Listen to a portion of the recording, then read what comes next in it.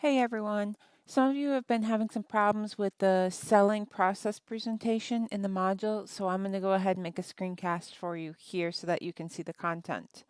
So let's go ahead and get started. Prospecting.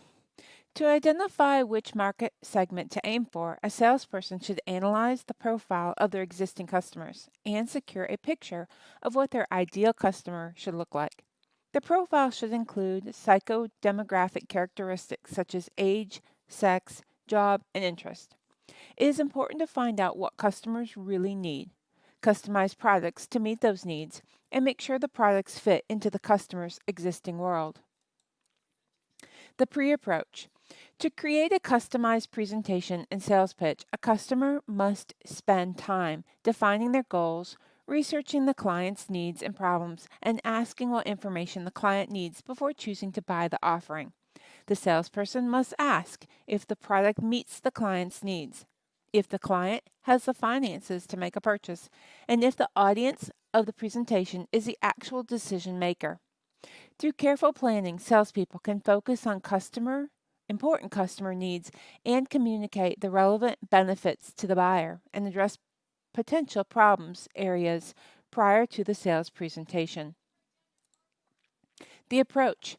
Every salesperson should prepare a customized elevator pitch to quickly entice the customer to view the product offered as a solution to his needs. The direct selling approach is the marketing and selling of products directly to customers away from a fixed retail location. Solution selling is when the salesperson focuses on the customer's pain and addresses the issue with his offerings. First impressions are vital to making a successful sales call. Showing genuine but tempered enthusiasm about the product, making eye contact, and actively listening to whomever you come into contact with are just a few suggestions that will create a good impression. The service approach. May I help you? Appropriate when the customer is in a hurry. The greeting approach. Good afternoon. Begins a conversation and establish a positive rapport. The merchandise approach. Salesperson makes a comment about a product with the customer that the customer is touching. A sales pitch is a planned presentation of a product or service designed to initiate and close a sale. A well-prepared presentation should keep in mind the audience and their needs, as well as be clear and concise in tone and content. The first visual and audible impression used to market or client can appeal to any of the five senses to initiate chemistry between the buyer and the seller. Usually, the first sentence of a sales pitch is supposed to be either an attention grabbing statement or a positive statement introducing the best information about the provider of goods or services.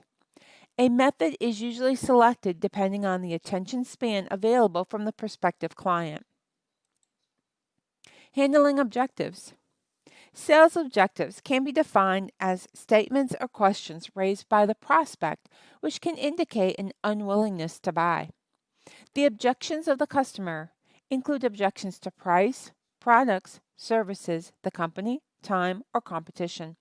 Salespeople can overcome objections by following certain guidelines, such as viewing objections as selling tools, being aware of the benefits of their product, and creating a list of possible objections and the best answers to them prior to the presentation. Respecting the concerns of the buyer demonstrates that the seller is appreciative of his concerns. It is important to not become defensive, as the buyer is not criticizing you, the seller, but wants to make sure he makes the best decision for the company. Some common objections. Need. Customer has a conflict between wanting something and truly needing it. The product. Objections based on the product itself, such as quality, size, appearance, or style. Source.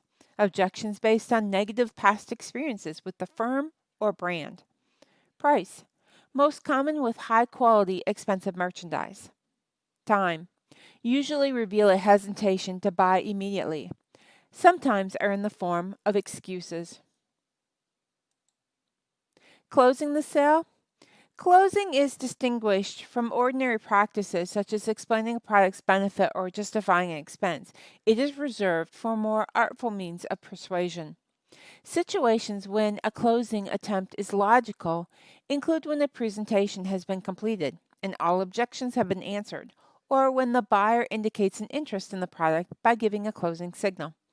The assumption close is one of the most commonly used closing techniques. The salesperson assumes the customer has made the decision to buy, so the salesperson will tell them what they're going to do to complete the sale.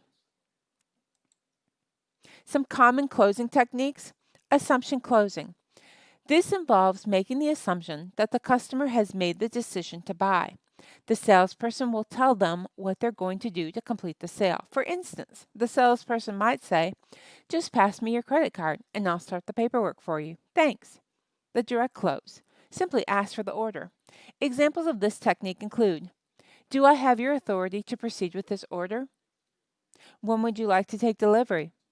"Would you sign this order form, please?" "May I confirm your delivery and invoice address are correct for this order?" The either or choice close.